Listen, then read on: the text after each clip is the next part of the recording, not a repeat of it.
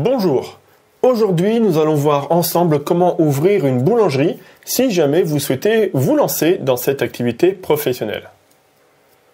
Alors, premièrement, la condition première pour pouvoir ouvrir une boulangerie, c'est de fabriquer vous-même votre pain.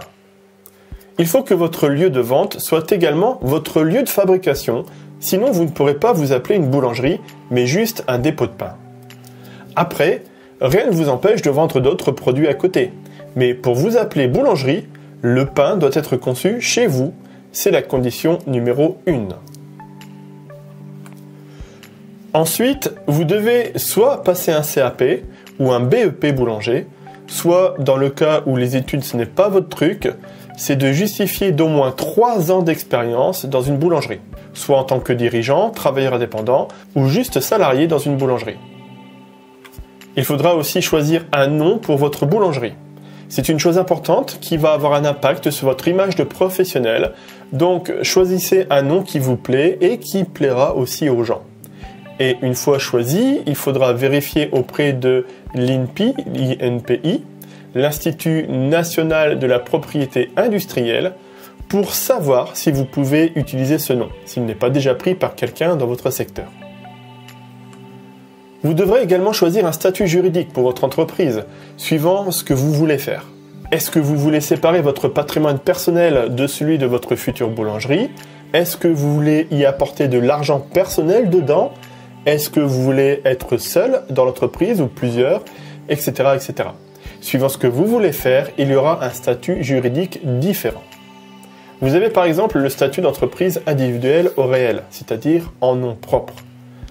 Le IRL qui comprend l'option de responsabilité limitée, mais il y a aussi le URL ou encore la SASU, mais en général, les artisans boulangers choisissent un statut de type SARL, c'est-à-dire une société à responsabilité limitée, car c'est ce qu'il y a de plus sécurisé et de plus stable, et ça leur permet de préserver leur patrimoine personnel, et si jamais votre conjoint veut travailler avec vous, ça lui permet d'avoir le statut de conjoint collaborateur. Une fois que vous avez choisi, il faudra enregistrer ça auprès du service des impôts. Dernière étape administrative, il faudra enfin vous immatriculer au répertoire des métiers. Ça se fait auprès de la CFE, le Centre de formalité des entreprises, en s'adressant à la Chambre des métiers et de l'artisanat. Une fois que vous avez fait toutes ces étapes, vous êtes prêt à lancer votre boulangerie.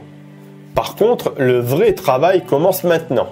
Il faudra fabriquer vos produits, il faudra vendre, mais surtout, et surtout au début, il faudra acquérir de nouveaux clients.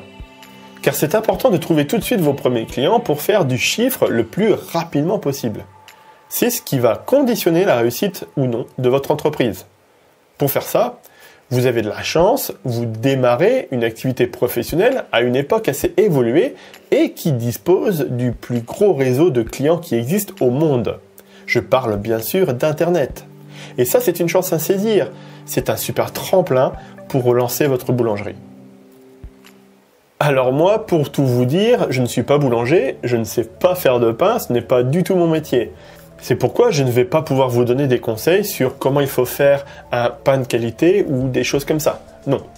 Par contre, à la rigueur, je peux vous parler de ce que je connais, je peux vous parler de comment vous pouvez faire pour développer votre boulangerie grâce à Internet. Car là, pour le coup, c'est mon métier, c'est ma spécialité. Je peux vous donner des conseils pour trouver vos premiers clients ou pour en acquérir de nouveaux. Je peux vous aider à améliorer votre image et être visible sur Internet pour avoir un gros trafic client, ou encore je peux vous aider à créer une communauté de clients pour faire de la fidélisation par exemple, et pour communiquer facilement.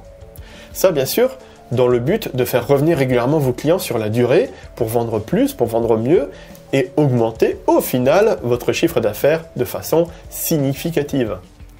Donc si ça vous intéresse, je vous envoie gratuitement des conseils, des astuces et des choses à mettre en place pour votre commerce.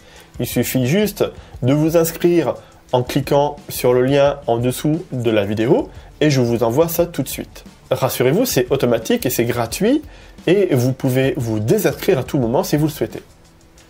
Voilà pour aujourd'hui. Je vous souhaite maintenant bon courage dans le développement de votre activité et dans la suite de vos projets et je vous dis à très bientôt.